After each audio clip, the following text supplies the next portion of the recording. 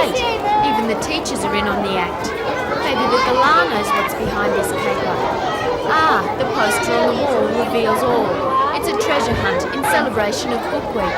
Taking inspiration from the theme, Key into Books, teachers at the school hid 50 keys around the school yard. And the booty? This treasure of golden chocolate coins and books. Meanwhile, at Cessnock Public School, students were holding their own royal wedding.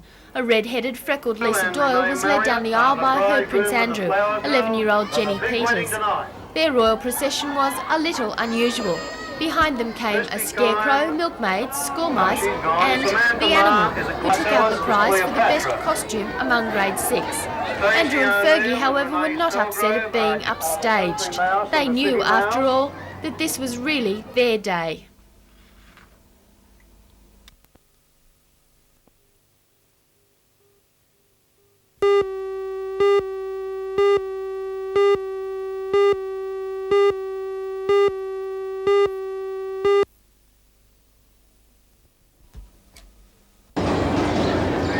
Approximately 500 people marched through Newcastle this morning to commemorate the nuclear holocaust in Hiroshima 41 years ago.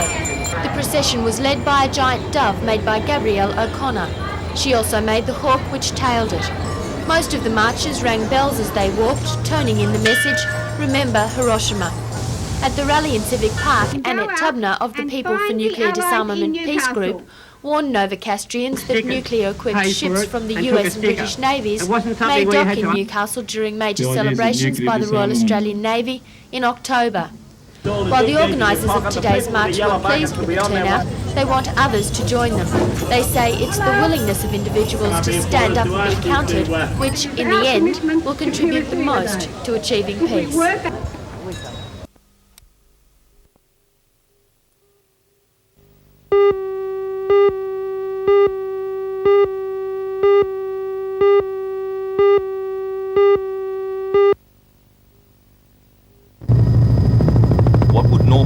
Regarded as a nuisance fire became something much more serious at around 3 p.m.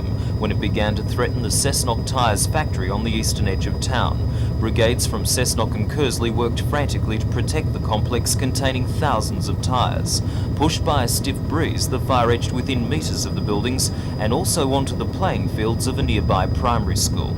Late this afternoon, firemen had successfully completed a backburning operation and brought the fire under control.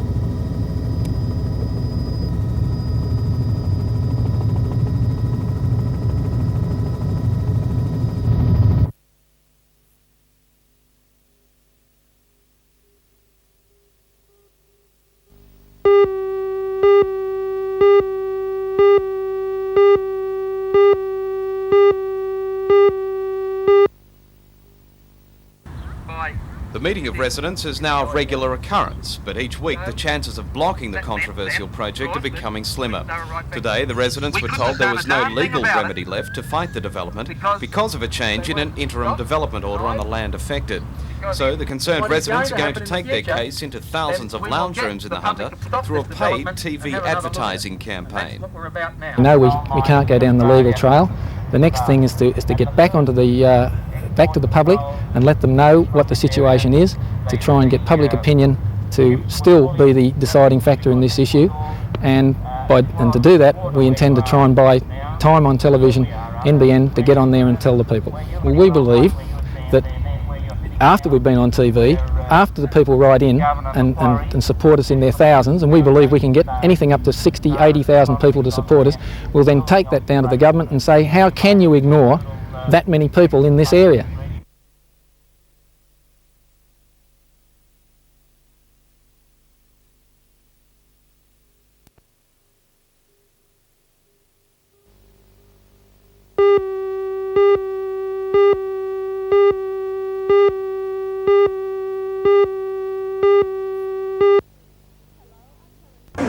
Hello, I'm Helen Hughes, and these are profiteroles, one of the many delights available at Charlestown Shopping Square during its winter food fair. For the Epicureans amongst us, the fair will run every day this week.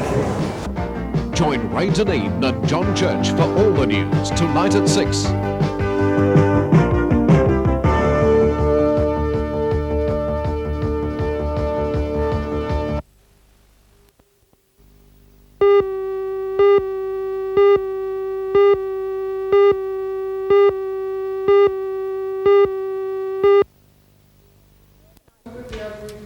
Organisers of the Peace Sculpture Workshop, which began today, want at least another 20 unemployed people to become involved in the project for the International Year of Peace.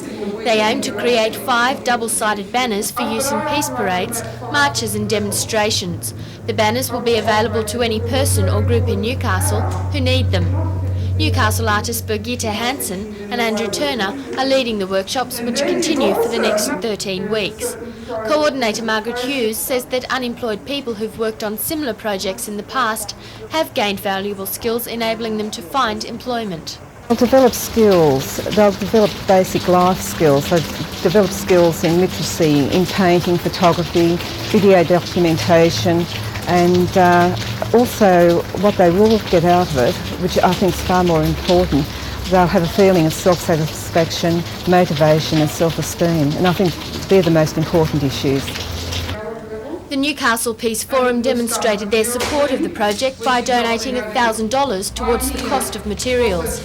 They say the banners will be a unique resource for the City of Newcastle at a time when more people are becoming interested in peace issues.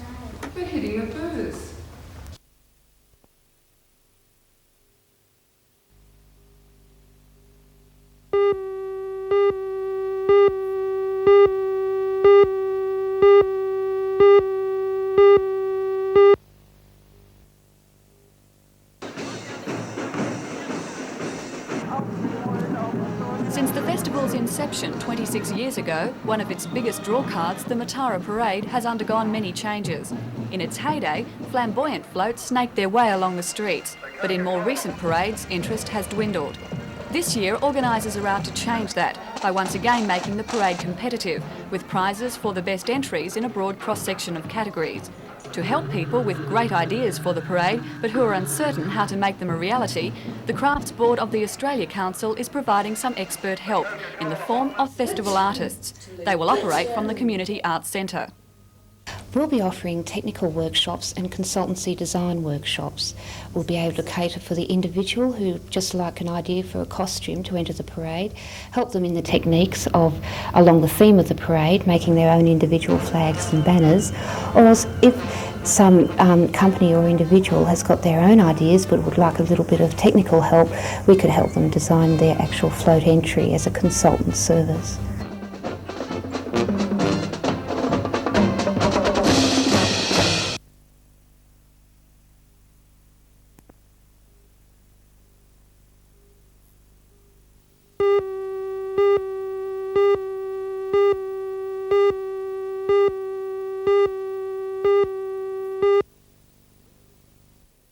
The leader of the independence group is John Tate, a sacked alderman and a disillusioned member of the Citizens Group. The other members of the group are Newcastle East Residents Group member and university lecturer Dr Hilary Purvis, teacher and Hamilton Community Progress Association member John McCarthy, principal of the Newcastle Special School Jim Medcalf, Newcastle TAFE College coordinator Kathy Sharp, and the trump card of the group Peter Barrick, who is the secretary of the Trades Hall Council and the president of the Newcastle Workers Club.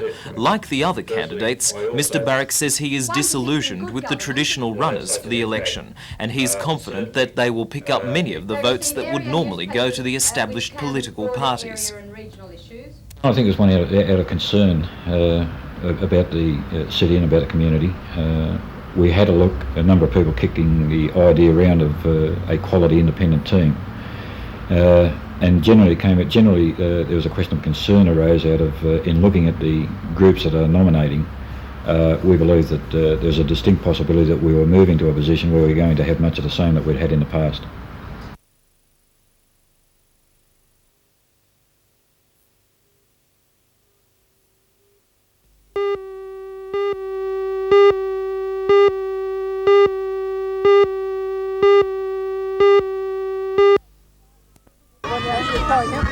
The visiting Americans have not enjoyed the best of Australian weather, as the seat of their pants ball witnessed today. But in this game against the Newcastle Under-19 team, they had the upper hand. The fast pitching of Erica Ostergaard and good fielding saw them take up the game with a 6-0 win. It wasn't enough, however, to make them champion team for the day. That honour went to the Newcastle Open team.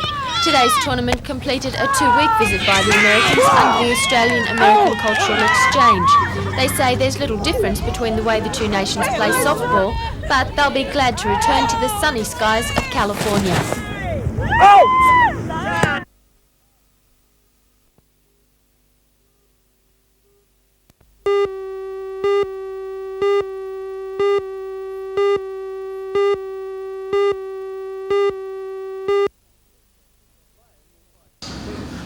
Bayern will fight South Coast boxer Bobby Mastro over 12 rounds tonight for the crown, which is vacant. Bayern in the brown is the state featherweight champion and is ranked 6th in the Commonwealth. He's regarded as a big hitter, and his record of 8 knockouts from 15 pro fights is proof of that. Bayern's trainer, Wal Bentley, is expecting a big fight. I think it'll be the best fight of the year in Newcastle anyway.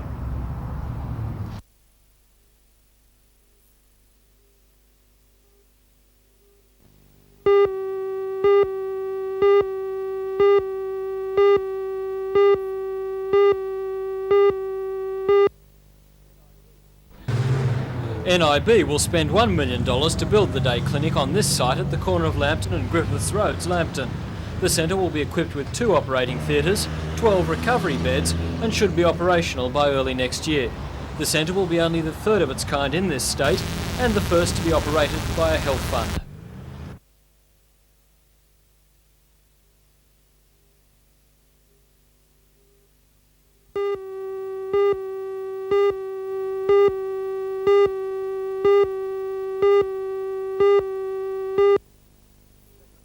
Circumstances up here. Secretary of the Newcastle Trades Hall Council, Peter Barrick, says if the Prime Minister is intent on wage discounting, it could threaten the Prices and Incomes Accord.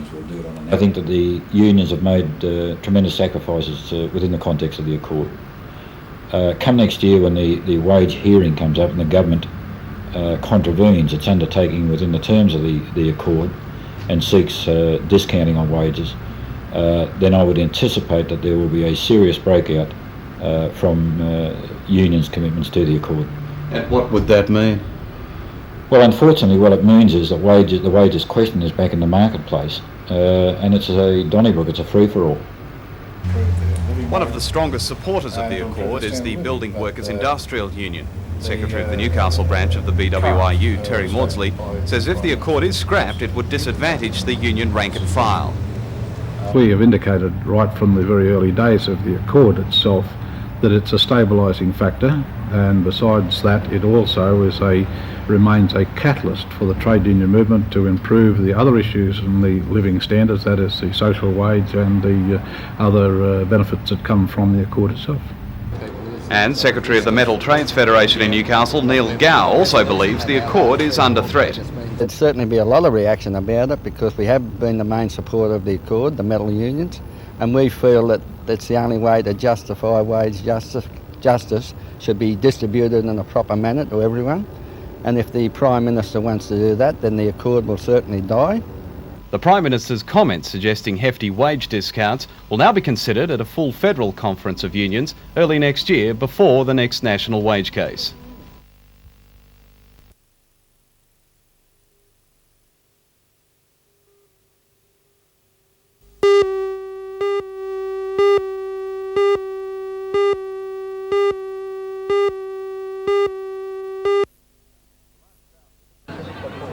The large crowd took advantage of the winter sunshine after last week's rain to watch the running of the feature event, the 14th annual AHA Cup, with prize money of $10,000. The race, which was dominated by Rose Hill-trained All Chant, ridden by Bruce Compton. They've got 300 to go and All Chant's well clear. Mighty Zephyr to second, Blazing Cotton third, and then Reigning Ruler followed behind them by Coble and LA Triumph. 150 to go. It's All Chant in front, Blazing Cotton 2 lengths away, coming home well. On the outside, Mighty Zephyr, but All Chant 50 to go's in front. They won't pick him up, and All Chant a great run by the top weight, 2 lengths to Blazing Cotton. I think LA Triumph might have just got... After the race, the chairman of the board of directors of the NJC, Dr. Kevin Johns, says he was pleased with the success of the midweek meeting. Financially, they're our lifeblood. We lose on all our Saturday public holiday meetings, but we can hold our own because of the midweek, where we get the only racing in the state, we get our incentives, and that's where we are able to balance our budget. And the question of televising races now in the clubs, what's the state of play there? Well, we would be very sorry to see it unrestricted, televising into clubs and pubs. We are quite happy with the offer we were given by Superstation to televise only into registered clubs, RCAs, where they had club tab, which of course is another increase in our income. But to have unrestricted television into hotels, etc., would sadden us, would lessen our attendances, we'd get fewer people through the gate, and we would lose a lot of the atmosphere of racing without people on course.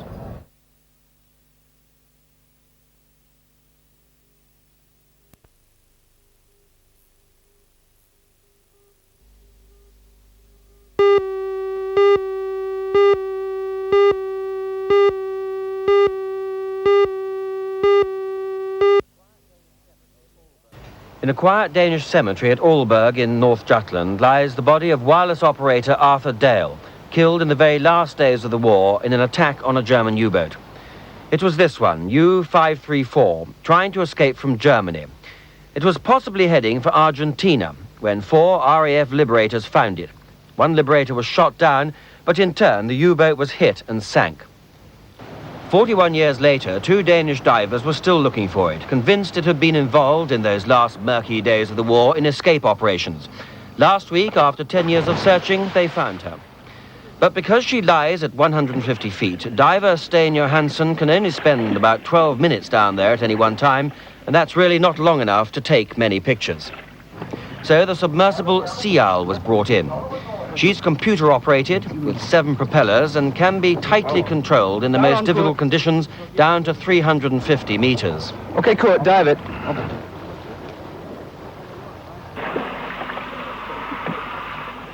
At about 150 feet, she passed old fishing nets which had been caught on the hull of the submarine.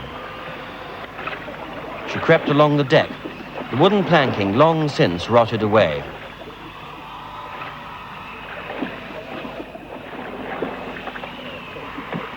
And then to the conning tower, disturbed sediment clouding the picture before the camera closed in on instruments, the rudder steering indicator with the glass cover still intact, the diver's knife left accidentally on the compass binnacle, the voice tube, and then a glimpse of the damage caused by the bombing.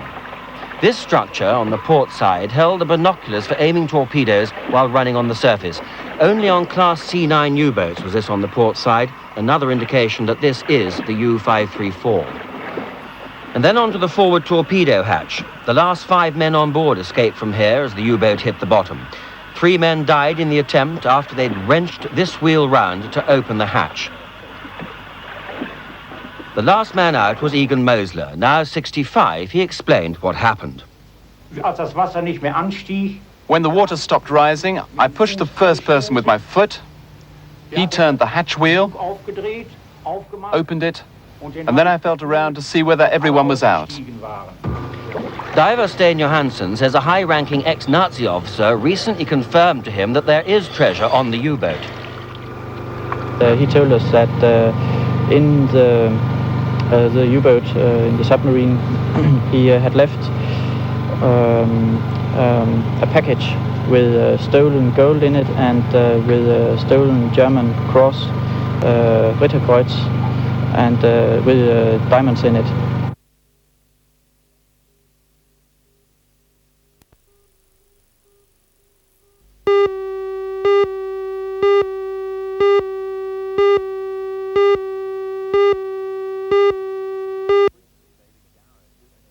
Just briefly, David Gower illuminated a gloomy morning for England as he became only the 6th Englishman in Test history to pass 6,000 runs, following the steps of Boycott, Cowdrey, Hammond, Hutton and Barrington.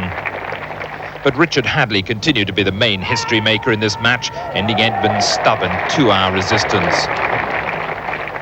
Captain Mike Gatting offered little comfort to his troubled team, caught behind off Graver only 4. Then Bracewell delivered another vital blow. Gower out for 26 and England, with all their top men gone, still needing 53 to avoid defeat.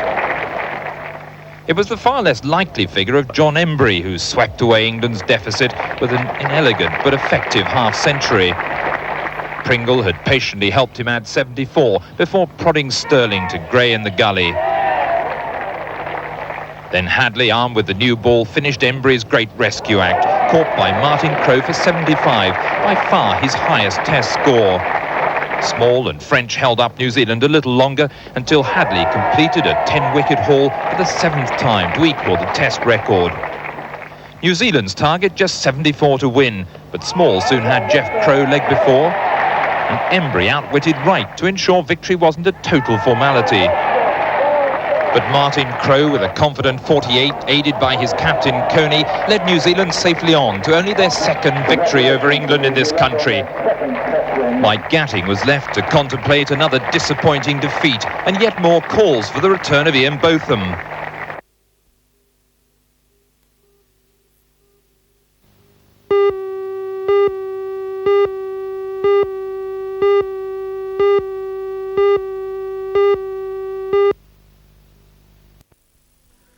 It was 14 all at half-time with 2 tries to both sides, but it was the Curry Bulldogs who'd looked the